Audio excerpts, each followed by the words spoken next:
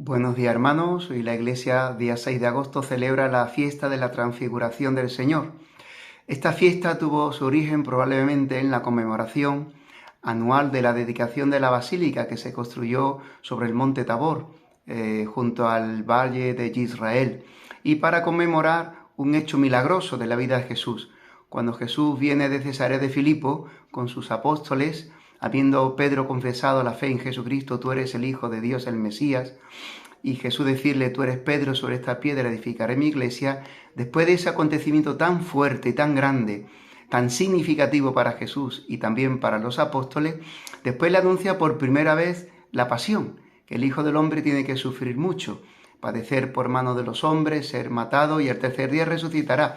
Pero ellos esto no lo entienden y Pedro pues quedará desconcertado y le dirá que eso no te puede ocurrir a ti. Jesús le dirá, apártate de mí, Satanás. Bueno, pues ante estos hechos tan, digamos, milagrosos, tan de alegría y de esperanza, tú eres el Mesías, y tan de sorpresa y decepción, al Hijo del Hombre lo van a crucificar y al tercer día resucitará, y la decepción de Pedro por ser llamado por Jesús mismo Satanás, porque eres piedra de tropiezo para mí. Ante la inminencia de la pasión, dice la tradición que esta fiesta se coloca en este día 6 de agosto porque está preparando a la pasión y se prepara 40 días antes de la pasión, y la pasión se celebra en el día de la exaltación de la Santa Cruz. Por tanto, tenemos como una cuarentena desde el día de hoy hasta la fiesta de la exaltación de la Santa Cruz el día 14 de septiembre. Bueno, pues en este episodio de la Transfiguración aparecerán tres personajes, digamos así, pero sobre todo dos que hacen referencia a la pasión y a la resurrección de Cristo, a lo que ha revelado Dios en la antigua alianza. Aparecerá la ley, Moisés, primer personaje, aparecerá Elías, segundo personaje, y aparecerá también la voz del Padre. No aparece evidentemente físicamente ni corporalmente, sino su voz, indicando que Jesús es el Hijo amado al que hay que escuchar. Y esta fiesta también se colocó el día 6, dirá el Papa Calixto III en 1457, en agradecimiento por la victoria que Dios hizo al pueblo cristiano en defensa de los ataques turcos, de los otomanos, cuando iban luchando para conquistar Europa y fueron vencidos en la batalla de Belgrado. Por eso, ante esta potencia de Dios, ante esta luz que aparece en medio de la oscuridad, como tantas veces en nuestras vidas, Dios siempre aparece como luz en medio de nuestras oscuridades. La Iglesia, el Papa Calixto III, instituyó esta fiesta de la Transfiguración del Monte Tabor en el día 6 de agosto.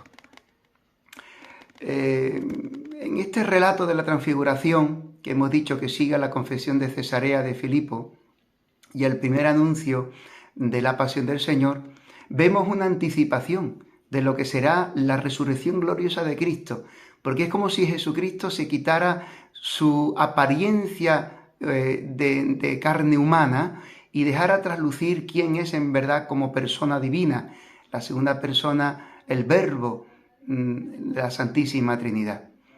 Y viene a ayudar en la fe que van a sentir débil los apóstoles ante la inminencia y miedo que sufrirán en los momentos de la pasión.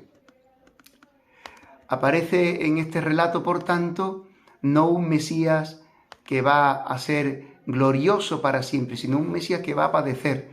Y precisamente es inseparable este Mesías de la pasión, del que hablará San Lucas en el Evangelio de la Transfiguración, que dice que Moisés y Elías hablaban con Jesús de su éxodo, de su partida, de su salida, que iba a sufrir a través de la pasión. Por eso es muy luminoso lo que este relato quiere decirnos. No tener miedo a entrar en la pasión. Jesús mismo nos ha dicho, el que quiera venir en pos de mí, niéguese a sí mismo, cargue con su cruz cada día y sígame. ¿De qué le sirve al hombre ganar el mundo entero? Tener una vida verdaderamente iluminada según el mundo, gloriosa, de éxito, si arruina, si pierde su alma, su vida. Por tanto, en la Transfiguración vemos un adelanto ya aquí en la tierra de lo que se va a vivir a través de la pasión cuando muramos, en la eternidad de la gloria del cielo. Como dirá el prefacio, el camino de la pasión es el camino que lleva a la resurrección. Bueno, pues ¿qué vemos como un primer momento en este relato? Pues dice que Jesús lo llevó a un monte alto. No sabemos cuál monte sería, porque verdaderamente los evangelios no lo recogen. Según la tradición y ya los primeros padres de la Iglesia, San Cirilo, San Epifanio, San Jerónimo, identificaban este monte con el monte Tabor. Otros padres no lo identifican, no saben situarlo. Según la tradición, ya a partir del siglo III, siglo IV sobre todo, ya se identifica con el monte Tabor. El monte es el lugar de Dios.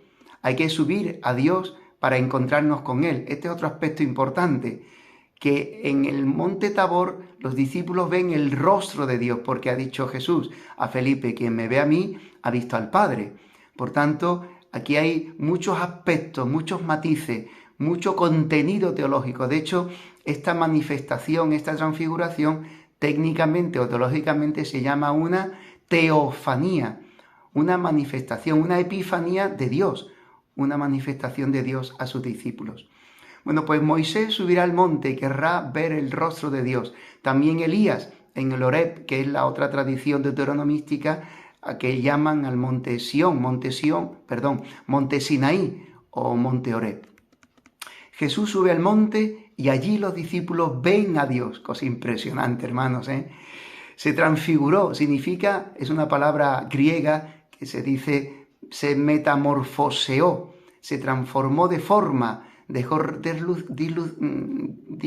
vislumbrar, dejó traslucir la persona verdadera que es Jesús, que es el Verbo de Dios. Por tanto, la transfiguración es un acontecimiento profundo, teológico, místico. No es simplemente una alegoría, fue un hecho real.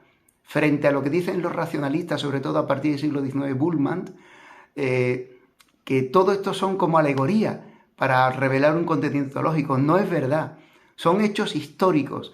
Los discípulos lo recoge una de las opciones de la primera lectura cuando San Pedro habla en su segunda carta. Dice, nosotros vimos en el monte alto a Jesús transfigurado. Jesús revela, por tanto, a Dios como Padre, como luz. Dirá San Juan, Dios es luz, en Él no hay tiniebla ninguna, no hay tiniebla alguna. Jesús dirá también, yo soy la luz del mundo. Y dirá el Salmo, tu luz, Señor, nos hace ver la luz. Qué cosa más grande, más bonita. Tu luz, Señor, nos hace ver la luz. ¿De qué hablan Elías y Moisés? Pues hablan de Cristo, que tiene que padecer. El profeta, todos los profetas, Elías, que recoge toda la tradición profética, el siervo de Yahvé, etcétera, el profeta Isaías, Jeremías, que fue un siervo sufriente. Moisés también hablará del Cordero que padecerá, que con su sangre derramada purifica y salva al pueblo. Bueno, pues hablan de su pasión, pero hablan también de su resurrección.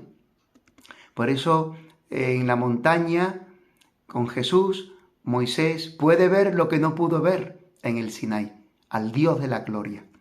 Elías también verá al Dios de la gloria, cuando en la hendidura de la roca Dios le tapa con su manto, ve las espaldas, pero no ve su rostro. Por tanto, junto a Moisés y Elías está la voz de Dios en la revelación, en la Torá, y está la voz de Dios en los profetas. Juan Bautista también, como último de los profetas y como nuevo Elías hablará de Jesús como el Mesías que tenía que venir. En cuanto a la presencia de Elías y Moisés, es cierto que Jesús debe revelarse a los discípulos, pero también tendrá que revelarse con su rostro más humano. Es el rostro del siervo que va a padecer. Aparece también en esta transfiguración una imagen de la presencia de Dios, que es la nube. También en el Éxodo se tiene el pueblo de Israel la experiencia del Dios que los acompaña a través de la nube. Era guiado el pueblo de día por una nube que los cubría. Es la presencia, la Shekinah de Dios, que habla también de la presencia de Dios en el tabernáculo que los acompaña. Dios a través de la nube hace presente su caminar en medio del pueblo y de alguna manera ya mete al pueblo en la presencia de Dios, en la intimidad de Dios. Ellos aprenderán a vivir con la presencia de Dios, que será anticipo de lo que irá Jesús después en el Evangelio de San Juan. Aprender a vivir como verdaderos adoradores en la presencia de Dios, adorándolo en espíritu y en verdad. ¿Pero qué sale de esta nube? Pues sale Dios, diríamos el tercer personaje. Sale Dios hablando al pueblo. ¿Y qué le dice al pueblo en la persona de los discípulos? Santiago, Pedro y Juan. Escuchadlo. Este es mi Hijo amado, escuchadlo. Es la misma voz que se escucha en el bautismo. Este es mi Hijo, el predilecto, en quien tengo mi complacencia. Por tanto, escuchadlo, hace eco, recuerda también en otro monte, en el Sinaí, la voz de Dios a Moisés dirigida al pueblo. Shema Israel, Adonai Elohenu, Adonai Echad. Escucha Israel, el Señor es nuestro Dios, el Señor es uno. Por tanto, si hay un mandamiento que nos ha dicho Dios a los hombres en el Sinaí es escuchar sus palabras, escuchar a Dios. Y a Dios se le escucha en Jesucristo. Quien me escucha a mí, escucha al Padre, dice Jesús. Y finalmente, hermanos, vemos esta como sorpresa y este como encantamiento que tiene Pedro ante esta sublimidad de lo que ha visto en la nube. Pedro pide quedarse allí. Qué bueno es estarnos aquí, Señor. Pero dirá, no sabía, dice el Evangelio, los evangelistas, no sabía lo que decía. ¿Por qué? Pues porque ante la grandeza de Dios, nuestra vida se trasciende, nuestra vida se engrandece, que es lo que estamos llamados a vivir con Dios en la visión beatífica que se llama, en la visión beatífica que contemplaremos, si Dios quiere, si vamos al cielo, Dios quiera que vayamos al cielo, contemplaremos su gloria y su rostro. Es lo que dice el Salmo 26. Oigo en mi corazón, hay una voz dentro del corazón de todo hombre que dice, buscad mi rostro. Y dice el salmista, tu rostro buscaré, Señor, no me escondas tu rostro. Este es el deseo profundo que tiene todo hombre, que tenemos todo hombre. Por eso Pedro decía y exclamaba con esa admiración, Señor, qué bueno es estarnos aquí. Son los momentos grandes de belleza, de amor que vivimos los hombres, en definitiva de presencia de Dios, pero eso tiene un riesgo. Querer vivir de esas experiencias y no querer vivir la realidad que cada día Dios nos pone en la historia. Y en la historia, hermanos, no se puede seguir a Dios, no se puede seguir a Jesucristo, si no es con la cruz. Coge tu cruz cada día y sígame. Por eso el Señor les dice, bajad de la montaña. Ellos bajaron de la montaña, dice, sin decirle a nadie lo que habéis visto. Esta experiencia solamente tendrá sentido a la luz de la resurrección de Cristo. Sin la luz de Cristo resucitado no se puede entender la pasión y la cruz. A nosotros nos ilumina nuestro sufrimiento, nos ilumina nuestra pasión diaria, nuestra cruz de cada día, la luz de la resurrección, porque si no sería terrible, horrible. Eso es lo que tantos hombres viven desgraciadamente, porque no conocen a Jesucristo. Cuando aparece en su vida la soledad, la enfermedad, la pasión, el fracaso. Sin Jesucristo es horrible, es el infierno. Pero Cristo, resucitado, ha transformado la muerte y el infierno en vida, en presencia suya. Por eso, hermanos, qué cosa más grande lo que podemos celebrar en esta fiesta. Que el Señor nos ayude a contemplar en este día su rostro, cuando proclamemos, cuando leamos, cuando recemos con este Evangelio, para que podamos ya desear contemplarlo gloriosamente y por toda la eternidad en el cielo. ¡Feliz día de la transfiguración del Señor, hermanos!